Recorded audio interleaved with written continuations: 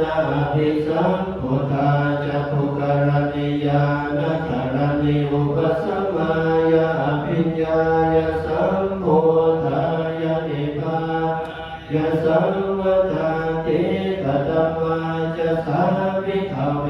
มัชฌิมาปฏิปทาตถาคเตนะภิสัมพุทธาจักขุกรณียานะธรณีอุปสัมมายาโพธายานิพพานายาสัมวัฏฏันติอายุเมวะริโย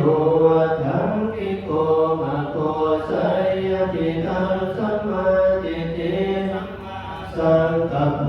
สัมมาวาจาสัมมากัมมันโตสัมมาสิโวสัมมาวายามสัมมาสติสัมมาสมาธิอายังโกสาภิกขเวมัชฌิมาปฏิปทาตถาคเตนะภิสัมจักขุกรณียานะกรณีอุปสัมมายาอภิญญายาสัมโพธายานิพพานายาวัฏฏันติตังโก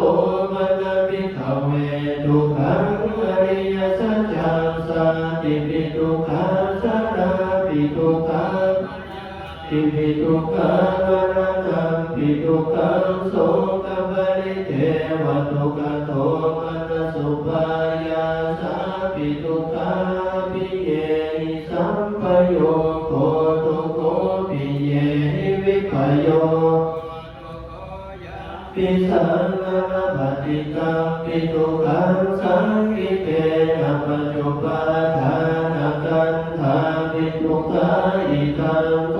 มนะภิกขเวทุกขสมุทัยังสัจจังญายังตัณหาโทโนภวิกานันติราคะสาคตาตถาตถาปินันทินิกามตัณหาภวตัณหาวิภวตัณหาอิทังโกมนะภิกขเวทุกขนิโรธังอริยสัจจังโยตัสสะเยวตัณหายาเส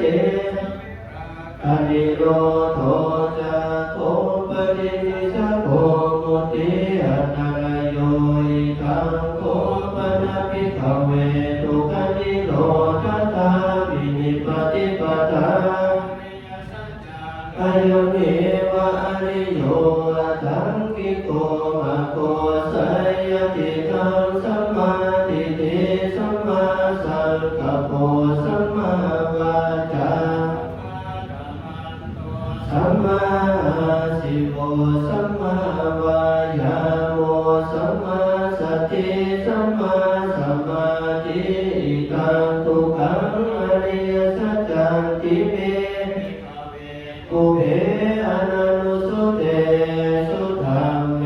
สุจักขุอุทธัปปาติญาณังอุทธัปปาติปัญญาอุทธัปปาติวิสาอุทธัปปาโลโกตัปปาติตังโภปนิทังทุกขังอริยสัจจังปริญญายันติเมภิกขเวปุเพอนันตุสุเตอุทธัปปาติญาณังอุทธัปปาติปัญญาอุทธัปปาติวิสาอุทธัปปาติอาโลโกอุทธัปปาติตังโภทุกขังอริยสัจจังปริญญาตันติเมภิกขเวปุเพอนันตุสุเตสุธัมเมสุจักขุ